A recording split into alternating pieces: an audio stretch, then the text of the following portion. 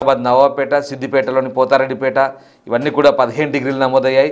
నిర్మల్, నారాయణపేటలోని గుండమాల్, అలాగే మహబూబ్ నగర్లోని బాల్నగర్, మేడ్చల్, నాగర్ కర్నూల్, ఇక జనగామలోని బచ్చన్నపేట ఈ ప్రాంతాల్లో 16.5 డిగ్రీలు, వనపర్తి, పెద్దమందాడి, కరీంనగర్, వెదురుగట్టు, యాదాద్రి, జలాల్పూర్, గద్వాల, పెద్దపల్లిలోని జూలపల్లి, మంచిర్యాలలోని తాండూరు, వరంగల్లోని సంగంలో 17.5 డిగ్రీల ఉష్ణోగ్రతలు నమోదయ్యాయి.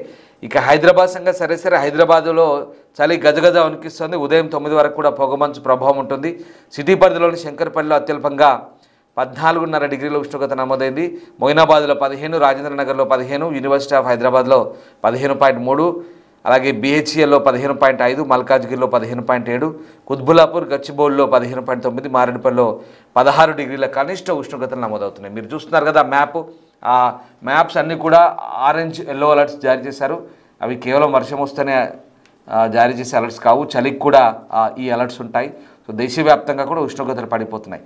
ఇక ఈసారి చాలా తక్కువ ఉష్ణోగ్రతలు నమోదయ్యే ఛాన్స్ ఉన్నట్టుగా వాతావరణ శాఖ చెప్తోంది. మరీ ముఖ్యంగా తెలంగాణలో ఈసారి గత 7 ఏళ్లలో ఎన్నడూ లేని విధంగా అత్యల్ప ఉష్ణోగ్రతలు నమోదయ్యే అవకాశం ఉంది. ఎందుకంటే ఉష్ణోగ్రతలు పడిపోతున్నాయి, చలి చాలా ఎక్కువగా ఉండే అవకాశం ఉంది.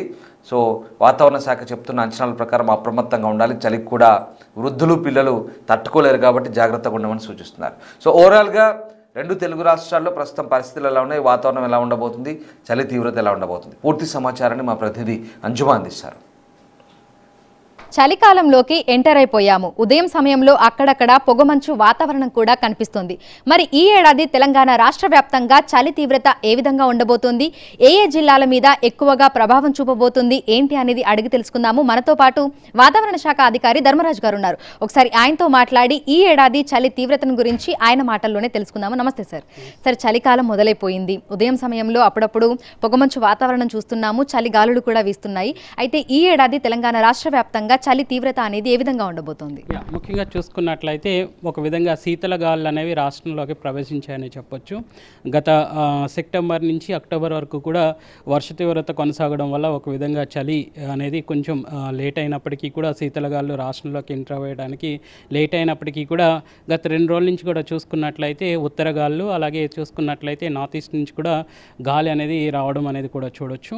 సో ఒక విధంగా శీతల గాలులు రాష్ట్రంలోకి ప్రవేశించినప్పటికీ కూడా ఒక విధంగా చూసుకున్నట్లయితే గత సంవత్సరంతో పోలిస్తే ఒక 2-3 రోజులు మినహాయించి ఈ యొక్క చలి తీవ్రత అనేది సాధారణంగానే కొనసాగే అవకాశం కూడా కనిపిస్తుంది. సో ముఖ్యంగా చూసుకున్నట్లయితే ఈ యొక్క పగటిపూట ఉష్ణ తీవ్రత గణనీయంగా తగ్గినప్పటికీ కూడా రాత్రిపూట కనిష్ట ఉష్ణోగ్రతలు పెరిగే అవకాశం అయితే కనిపిస్తుంది. ఎప్పుడైతే శీతల గాలులు రాష్ట్రంలోకి ఎంటర్ అవుతుంటాయో ప్రస్తుతం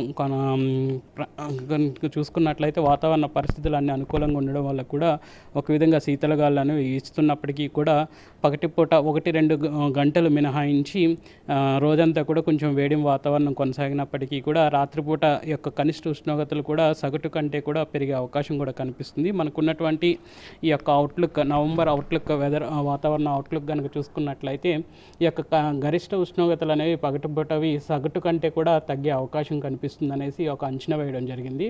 అలాగే చూసుకున్నట్లయితే కనిష్ట ఉష్ణోగ్రతలు కనుక చూసుకున్నట్లయితే ముఖ్యంగా దక్షిణ తెలంగాణ భాగాల్లో మనకి అధిక మొత్తంలో సగటు కంటే కూడా ఎక్కువగా ఉండే అవకాశం కూడా కనిపిస్తుంది.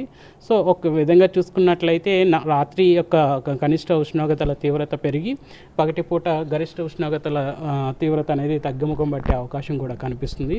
సో 1-2 రోజులు మినహాయించి చలి తీవ్రత సాధారణ స్థాయిలోనే కొనసాగే అవకాశం కనిపిస్తుందని చెప్పొచ్చు. సో ప్రస్తుతం ఉదయం పూట మనకి గరిష్ట ఉష్ణోగ్రతలు ఏ విధంగా నమోదవుతున్నాయి, రాత్రి సమయంలో కనిష్ట ఉష్ణోగ్రతలు అనేవి ఏ విధంగా నమోదవుతున్నాయి?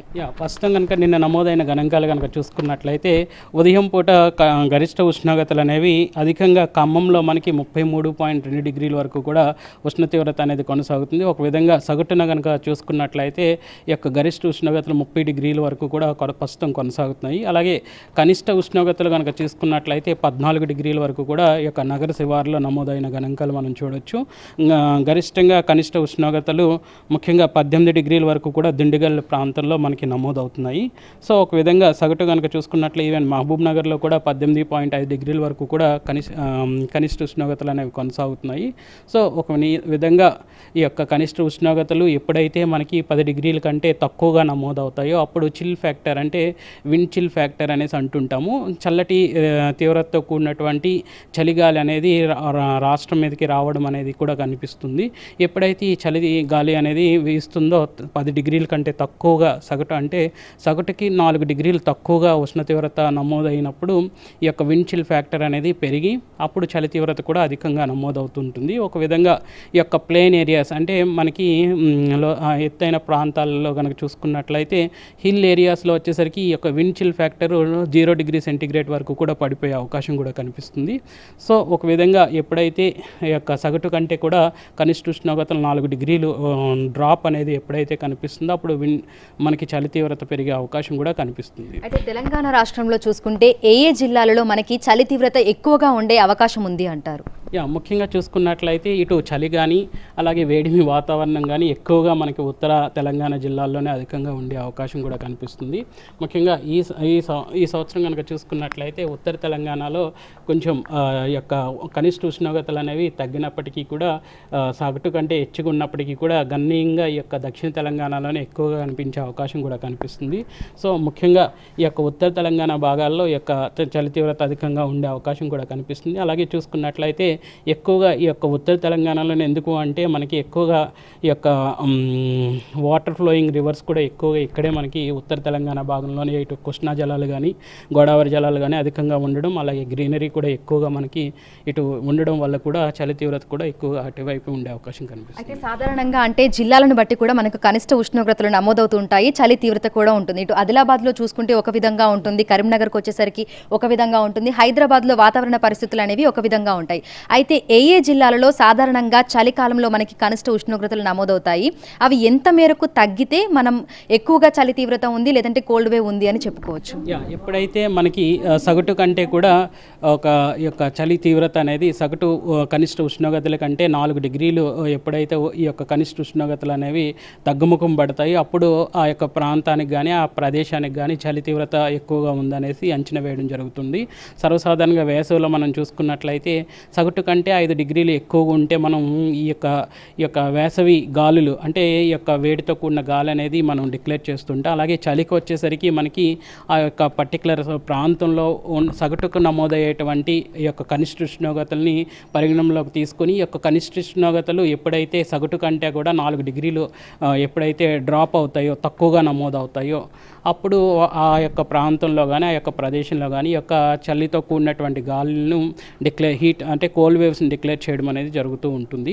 ఇలాగా చూసుకున్నట్లయితే ప్లేన్ ఏరియాస్కి కానీ ఈ యొక్క కండిషన్స్ అనేవి ప్లేన్ ఏరియాస్కి ఒకలాగాను, అలాగే చూసుకున్నట్లయితే ఎక్కడైతే పర్వత శిఖరాలు ఉంటాయో ఆ ప్రాంతాల్లో ఈ యొక్క చలితో కూడినటువంటి గాలులు అనేవి ఒకలా ఉంటాయి. సో హిల్ ఏరియాస్కి వచ్చేసరికి 0 డిగ్రీ సెంటీగ్రేడ్ వద్ద కూడా ఈ యొక్క చలితో కూడినటువంటి గాలులు అనేవి కూడా వీసే అవకాశం కనిపిస్తుంది. అయితే నవంబర్ 9వ తేదీ నుంచి తెలంగాణ రాష్ట్ర వ్యాప్తంగా విపరీతమైనటువంటి చలి ఉంటుంది, చలి తీవ్రత పెరిగే అవకాశం ఉంది అనేటువంటి వార్తల్ని కూడా వింటున్నాము. అవి ఎంతవరకు వాస్తవం? నిజంగానే తెలంగాణ రాష్ట్ర వ్యాప్తంగా ఈ ఏడాది విపరీతమైనటువంటి చలి అంటే వణికించే చలి ఉండబోతోందా? ముఖ్యంగా చూసుకున్నట్లయితే మనకి నవంబర్ అవుట్లుక్ కనుక చూసుకున్నట్లయితే కనిష్ట ఉష్ణోగ్రతలు అనేవి రాత్రిపూట పెరిగే అవకాశం అనేది కనిపిస్తుంది. సో సర్వసాధారణంగా చలిని కొలిసేటప్పుడు కొలమానం ఏంటంటే రాత్రిపూట నమోదయ్యే కనిష్ట ఉష్ణోగ్రతల్ని మనం పరిగణనలోకి తీసుకుంటుంటాం. ఒక విధంగా చూసుకున్నట్లయితే మొన్నటి వరకు కొనసాగినటువంటి యొక్క తుఫాను ఏదైతే ఉందో యొక్క తుఫాను ప్రభావం వల్ల కూడా అధిక మొత్తంలో యొక్క తేమ శాతం కూడా ఈ యొక్క భూభాగంలోకి అధిక మొత్తంలో ఉండడం వల్ల కూడా మనకి చలి తీవ్రత తగ్గిందనే చెప్పాలి. సో ఒక విధంగా ఎటువంటి శీతల గాలి ప్రభావం కూడా కొనసాగలేదనే చెప్పాలి. సో ఒక విధంగా చలి ఉన్నప్పటికీ కూడా నవంబర్లో 1, 2, 3 రోజులు మినహాయించి ఎక్కువగా కొనసాగే అవకాశం లేదు. ఎక్కువ మొత్తంలో మనకి పగటిపూట ఈ యొక్క చలి తీవ్రత మనం చూస్తాము, రాత్రిపూట వచ్చేసరికి సాధారణ సగటులోనే ఈ యొక్క ఉష్ణ తీవ్రత అనేది కొనసాగుతుందనే అంచనా కూడా ఇప్పటికే వేయడం తెలియజేయడం జరిగింది. అయితే హైదరాబాద్తో పాటు పరిసర ప్రాంతాలలో వాతావరణ పరిస్థితులు ఏ విధంగా ఉండే అవకాశం ఉంది? ఉదయం సమయంలో పొగమంచు వాతావరణం ఏమైనా ఉంటుందా? ఇక రాత్రి సమయంలో చలిగాలులు, చలి తీవ్రత పెరిగే అవకాశం ఏమైనా ఉందా? ప్రస్తుతం కనుక చూసుకున్నట్లయితే శీతలగాలు ప్రవేశించాయి కాబట్టి ఒక విధంగా శీతల వాతావరణం అనేది కనిపించినప్పటికీ కూడా క్రమేపీ ఈ యొక్క సూర్యరశ్మి ఎప్పుడైతే భూమికి తాకుతుందో అప్పుడు ఈ యొక్క పొగమంచు కాస్త తగ్గుముఖం బట్టి ఈ యొక్క ఎండ తీవ్రత కూడా పెరిగే అవకాశం కూడా కనిపిస్తుంది. సో ప్రస్తుతం కనుక చూసుకున్నట్లయితే శీతల గాలులు అనేవి రాష్ట్రంలో కొనసాగుతున్నాయి. ఉత్తర గాలులు అనేవి అలాగే చూసుకున్నట్లయితే నార్త్ ఈస్ట్లీ విండ్స్ కూడా రాష్ట్రంలో కొనసాగుతున్నాయి కాబట్టి ఒక విధంగా ఈరోజు కూడా చూసుకున్నట్లయితే ఉదయం 5:30 నుంచి చూసుకున్నట్లయితే 6:30 వరకు కూడా చలి తీవ్రత ఎక్కువగా ఉన్నప్పటికీ కూడా ఎప్పుడైతే సూర్యరశ్మి భూమిని తాకిందో అప్పటి నుంచి కూడా చలి తీవ్రత క్రమేపీ తగ్గుముఖం పట్టిందని చెప్పొచ్చు. సో ఎప్పుడైతే చలి తీవ్రత పెరుగుతుందో అప్పుడు దీర్ఘకాలిక ముఖ్యంగా చూసుకున్నట్లయితే ఎవరైతే ఇవి మన జీవన శైలిలో అనేకమైనటువంటి మార్పులను కూడా తీసుకొస్తూ ఉంటాయి. ముఖ్యంగా చూసుకున్నట్లయితే దగ్గుతో పాటు ఇటు జలుబు చేయడం కూడా చూడొచ్చు. అలాగే చూసుకున్నట్లయితే రెస్పిరేటరీ అంటే శ్వాస తీసుకునేటువంటి ఈ యొక్క అవయవాల మీద కూడా ఈ యొక్క చలిదాడి అనేది అధికంగా ఉంటుంది కాబట్టి ముఖ్యంగా ప్రస్తుతం సగటు స్థాయిలోనే ఈ యొక్క చలి తీవ్రత కొనసాగుతుంది కాబట్టి ప్రస్తుతం నవంబర్లో 1-2 రోజులు మినహాయించి ఎక్కువ మొత్తంలో అయితే చలి ఉండే అవకాశం లేదు. సో ప్రస్తుతం కూడా హైదరాబాద్లో కనుక చూసుకున్నట్లయితే 31 డిగ్రీలు అలాగే చూసుకున్నట్లయితే గరిష్టంగాను అలాగే కనిష్ట ఉష్ణోగ్రతలు 17 డిగ్రీల వరకు కూడా కొనసాగుతున్నాయి. ఈ కనిష్ట ఉష్ణోగ్రతలు స్వల్పంగా కనుక చూసుకున్నట్లయితే పటాన్ చెరువులో 14 డిగ్రీల వరకు కూడా ఈ యొక్క ఉష్ణ తీవ్రత కొనసాగుతుంది. దాదాపు గరిష్ట ఉష్ణోగ్రతలు అన్ని జిల్లాల్లోనూ 30 డిగ్రీల నుంచి అధికంగానే కొనసాగుతున్నాయి కాబట్టి చలి తీవ్రత రానున్న రోజుల్లో ఉన్నప్పటికీ కూడా అధికంగా ఉండే అవకాశం లేదు 1, 2, 3 రోజులు మినహాయించి. అయితే 9 నుంచి 10 డిగ్రీల వరకు కూడా కనిష్ట ఉష్ణోగ్రతలు పడిపోయేటువంటి అవకాశం ఉన్నట్లుగా కూడా వింటున్నాము. ఈ నవంబర్ నెలలో మనకి 9 నుంచి 10 డిగ్రీల కనిష్ట ఉష్ణోగ్రతలు నమోదయ్యే దాఖలాలు ఏమైనా కనిపిస్తున్నాయా? ప్రస్తుతం కనుక చూసుకున్నట్లయితే కండిషన్స్ అనేవి ప్రస్తుతం కనుక చూసుకుంటే స్వల్పంగా ఈ యొక్క కనిష్ట ఉష్ణోగ్రతలు అనేవి డ్రాప్ అవుతున్నాయి. సో ఒక విధంగా చూసుకున్నట్లయితే కూడా నిన్న డ్రాప్ అయినటువంటి కనిష్ట ఉష్ణోగ్రతలు కనుక చూసుకున్నట్లయితే అన్ని చోట్ల కూడా స్వల్పంగానే ఈ యొక్క కనిష్ట ఉష్ణోగ్రతలు అనేవి డ్రాప్ అవుతున్నాయి. ఎప్పుడైతే 5 డిగ్రీల కంటే అంటే 4 డిగ్రీల నుంచి 5 డిగ్రీలకు డ్రాప్ అవుతాయో అక్కడ మాత్రం శీతలగాళ్ళు అధికంగాను అలాగే చూసుకున్నట్లయితే విండ్ చిల్ ఫ్యాక్టర్ కూడా అధికంగా ఉండడం వల్ల ఈ యొక్క కోల్డ్ వేవ్ కండిషన్స్కి జనాలు ఈ యొక్క ఇంపాక్ట్ ఎక్కువగా ఉండే ప్రభావం ఎక్కువగా ఉండే అవకాశం కూడా కనిపిస్తుంది. Okay sir, thank you. So ప్రస్తుతం చూసుకున్నట్లయితే కూడా ఇటు హైదరాబాద్తో పాటు తెలంగాణ రాష్ట్ర వ్యాప్తంగా ఉదయం సమయంలో మనకు విపరీతమైనటువంటి ఎండ వాతావరణం ఉంటుంది. అయితే సాయంకాలం సమయంలో అక్కడక్కడ మనకి చలిగాలులు కూడా వీస్తున్నాయి. ఇక ఉదయం సమయంలో కూడా హైదరాబాద్ నగర శివారు ప్రాంతాలలో చూసుకుంటే పొగమంచు వాతావరణం కూడా కనిపిస్తుంది. అయితే నవంబర్ నెలలో 1-2 రోజులు మినహా మనకు విపరీతమైనటువంటి చలి తీవ్రత ఉండే అవకాశం తక్కువగా ఉన్నట్లుగా కూడా వాతావరణ శాఖ అధికారులు అయితే తెలుపుతున్నారు.